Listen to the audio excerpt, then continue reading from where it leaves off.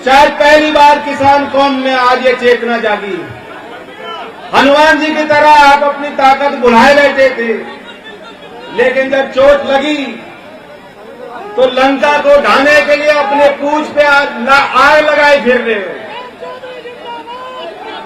मुझे याद है, मैं जानता हूं आपको भी याद है, 1 साल पहले आज 29 जनवरी है, 28 जनवरी की रात आप पे क्या बीती थी, क्या नंगा नाच था, क्या अहंकार था। किसान जो गाजीपुर बॉर्डर पे आपके लिए लड़ रहे थे, बैठे थे, जिस तरह लखीमपुर में रौंद के उन्हें ये लोग चले गए, सत्ता के अहंकारी लोग, उनका मन, उनकी इच्छा यही थी कि उस दिन, उस रात को बैठे किसानों के साथ वही अत्याचार वो करना चाहते। आपको याद होगा कुछ टेलीविजन चैनल 28 जनवरी 2021 की शाम से उन्होंने चलाना शुरू कर दिया कि आज खत्म हो जाएगा, आज आंदोलन हवा में उड़ जाएगा।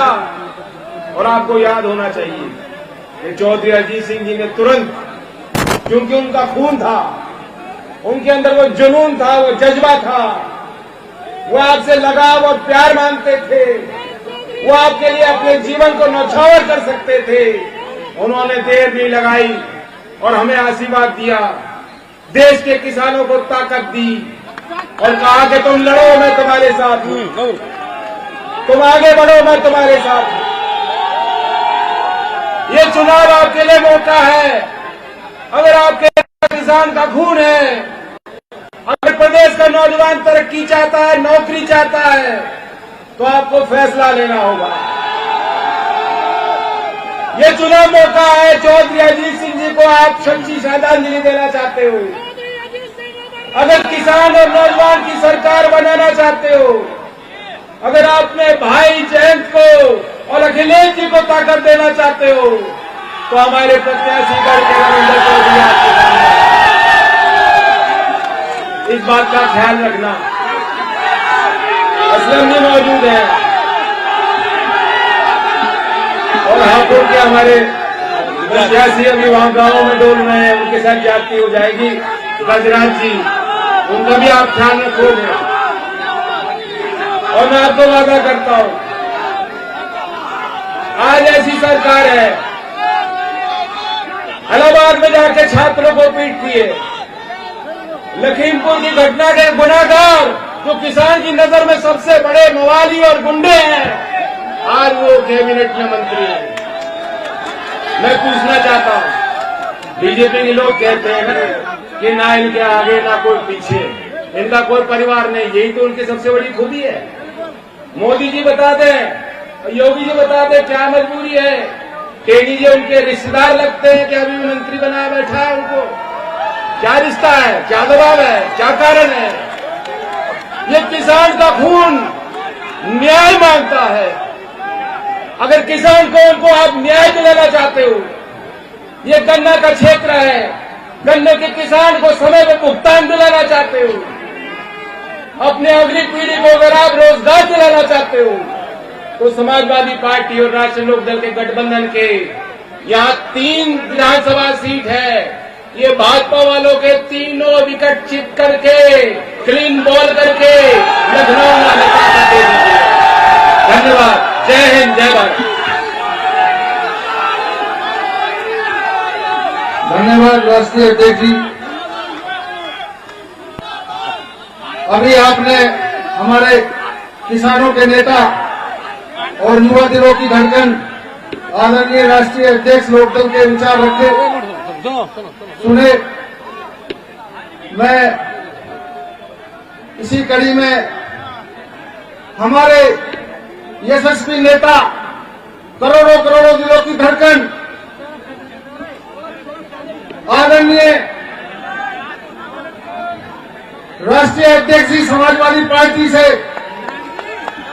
मैं श्री अखिलेश यादव जी से अनुरोध करता हूं कि वो आए और अपने विचार रखें। ताली बजाकर स्वागत है।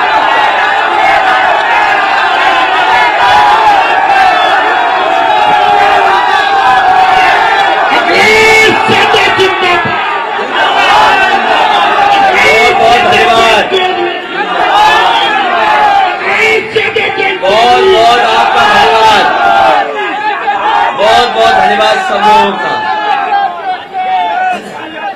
हमारे साथ मंच पर आरएलडी के राष्ट्रीय अध्यक्ष जयंत चौधरी जी, मंच पर उपस्थित दोनों दलों के जिला अध्यक्ष देवेंद्र झाखड़ जी, गौरव चौधरी जी, हमारे साथ मंच पर समाजवादी पार्टी के और गठबंधन के प्रत्याशी रविंद्र चौधरी जी, दूसरे गठबंधन के प्रत्याशी समाजवादी पार्टी के असलम चौधरी साहब और एक तीसरे प्रत्याशी जो हमारे बीच अभी नहीं है मौजूद, रथ में हमारे साथ थे, आरएलडी और समाजवादी पार्टी के गठबंधन के प्रत्याशी गजराज सिंह जी। और इस सभा में कार्यक्रम में उपस्थित बड़ी संख्या में हमारे सभी किसान भाई, बुजुर्ग, बड़ी संख्या में नौजवान साथी, पत्रकार बंधुओं, मैं सबसे पहले इस कार्यक्रम में आए हुए सभी लोगों का बहुत बहुत धन्यवाद और आभार प्रकट करना और साथ ही साथ मैं आपका आभार इसलिए भी देता हूं कि चुनाव आयोग ने जो जो नियम बनाए हैं उन नियमों का हम और आप सब लोग मिलकर के पूरा पालन कर रहे हैं, इसलिए आपका धन्यवाद देता हूं मैं। हमने और आपने कभी सोचा नहीं होगा कि जो चुनाव बड़ी बड़ी सभाओं का होता था, जब चुनाव चलता था बड़ी बड़ी सभाएं होती थी, लेकिन अब वो सभाएं बड़ी नहीं हो पा रही हैं। हम आप लोग छोटी सी जगह पर बैठ करके कार्यक्रम कर रहे हैं, इसलिए आपकी और हमारी जिम्मेदारी बड़ी है। बड़ी संख्या में लोग नहीं आए हैं, लेकिन जो लोग आए हैं यहाँ पर, हमारी और आपकी बड़ी जिम्मेदारी है। और जिम्मेदारी ऐसी है कि इस गठबंधन के तीनों प्रत्याशियों को आपको ऐतिहासिक वोट देकर के जिताना है। हापुड़ जहां हम लोग आए हैं, आज हम और आप मौजूद हैं, ये तीर्थ नगरी है जहां न केवल उत्तर प्रदेश बल्कि बाहर के लोग भी समय समय पर आते हैं। ये गंगा मां वही बह रही है जिनकी कभी भारतीय जनता पार्टी ने कसम उठाई थी कि उनकी सरकार बन जाएगी तो मां गंगा गंदी नहीं होगी, पूरा का पूरा साफ पानी बहेगा। हो सकता है कारखाने जब बंद हो जाते हों तो गढ़ के पास मां गंगा साफ सुथरी दिखाई देती हो, लेकिन ये मां गंगा वो है जो हमारे क्षेत्र से भी होकर के जाती हैं। तो गढ़ मुक्तेश्वर वालों, उसके साथ हमारा और आपका गंगा मां वाला भी रिश्ता है कि आज जहां मैं वोट मांग रहा हूं वो मां गंगा का किनारा है और कन्नौज क्षेत्र भी वही इलाका है जहां गंगा मां वहां से भी बह करके जाती है। थोड़ा बहुत साथ यहाँ होगी, लेकिन भारतीय जनता पार्टी ने अपने दिल्ली और लखनऊ की डबल इंजन की सरकार में सब नदियां गंदी कर दी। जितनी नदियां बह रही हैं सब में गंदगी बह रही है। अगर कोई जिम्मेदार है नदियों की गंदगी के लिए तो वो भारतीय जनता पार्टी है। चाहे वो काली नदी देख लो, चाहे वो हिंडन देख लो, या और नदियां जो जाकर के गंगा में जुड़ जाती हैं। जो लोग मां गंगा को साफ नहीं कर पाए, उनसे बड़ा पापी कोई नहीं हो सकता। जहां ये कहा जाता है कि अगर मां गंगा और गंगा में स्नान कर लो तो सब पाप धुल जाते हैं, लेकिन भारतीय जनता पार्टी ने किसानों के साथ वो संकट पैदा किया है, वो धोखा दिया है। अगर ये मां गंगा में भी स्नान ले लेंगे तो वो पापों से धुल नहीं सकते हैं। इतने किसानों की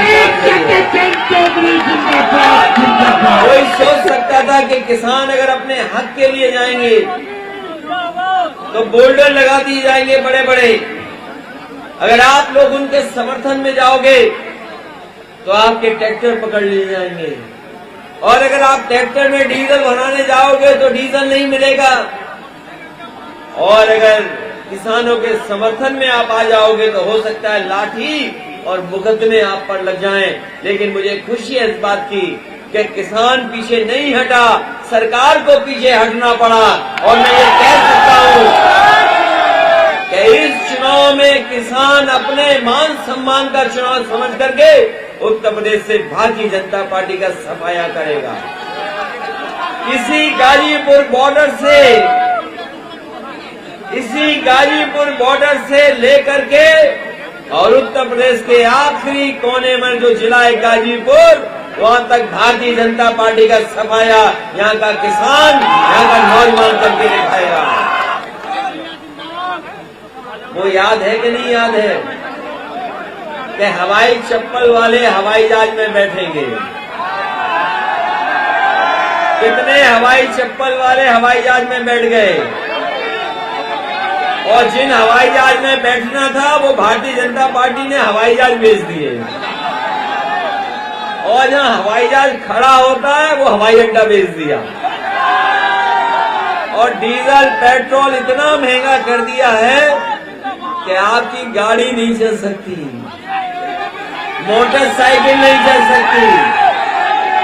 बताओ पेट्रोल 100 के पार हो गया कि नहीं हो गया? और वो लाल वाला सिलेंडर कोई भरवा पा रहा है कि नहीं भर पा रहा है?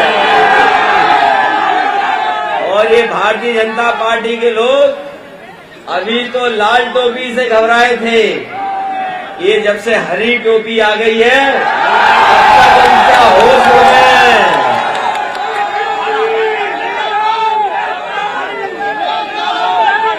बताओ लाल और हरी सफेद से ये घबरा गए कि नहीं घबरा गए?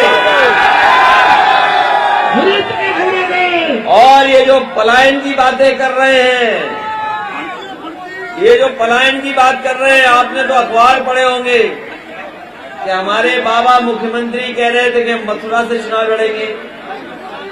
फिर बाबा मुख्यमंत्री ने कहा कि हम प्रयागराज से चुनाव लड़ेंगे। फिर बाबा मुख्यमंत्री कह रहे थे कि हम अयोध्या से चुनाव लड़ेंगे, और भारतीय जनता पार्टी ने उनका ऐसा राजनीतिक पलायन कराया कि उन्हें घर पहुंचा दिया। बताओ वो घर पहुंच गए कि नहीं पहुंच गए?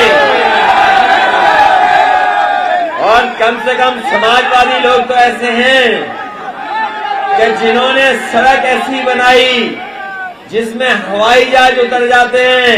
भारतीय जनता पार्टी ने बताओ ऐसी कोई सड़क बनाई हो तो बता दो, कोई सड़क बनाई हो तो बता दो। उनकी सड़क पे तो उनके प्रिय जानवर आ रहे हैं, बुल आ रहे हैं, बुल। बताओ इस बार बुल और बाबा को हटाओगे कि नहीं हटाओगे? और भारतीय जनता पार्टी ने तो पहले ही उन्हें पैदल पैदल कर दिया था, याद है कि नहीं याद है? पैदल पैदल कर दिया था। अभी तो आपने वोट नहीं डाला है। जब हापुड़ के लोग वोट डालेंगे धौलाना में, जब वोट पड़ेगा गढ़मुक्तेश्वर में, और जब वोट पड़ेगा हापुड़ में, तो बताओ पैदल पैदल हो जाएंगे कि नहीं हो जाएंगे? बताओ इन्हें पैदल करोगे कि नहीं करोगे?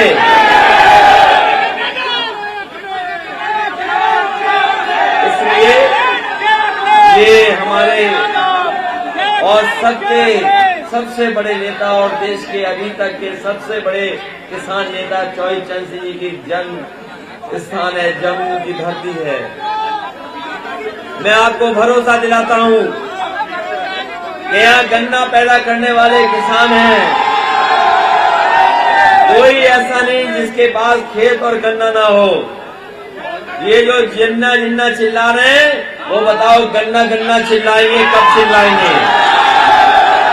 और अभी भी बकाया है आपका पैसा, अभी भी सरकार भुगतान नहीं करा पाई। लेकिन मैं आपसे कह के जा रहा हूं, समाजवादी पार्टी ने घोषणा पत्र में तय किया है कि 15 दिन के अंदर किसानों का गन्ने का भुगतान होगा और सरकार बनने के बाद हापुड़ के किसी किसान का कोई पैसा किसी चीनी मिल के पास बकाया नहीं होगा। अगर सरकार को भी देना पड़ा तो सरकार से दे करके आपके आंदोलन पे कभी भी धरने पे नहीं बैठने देंगे।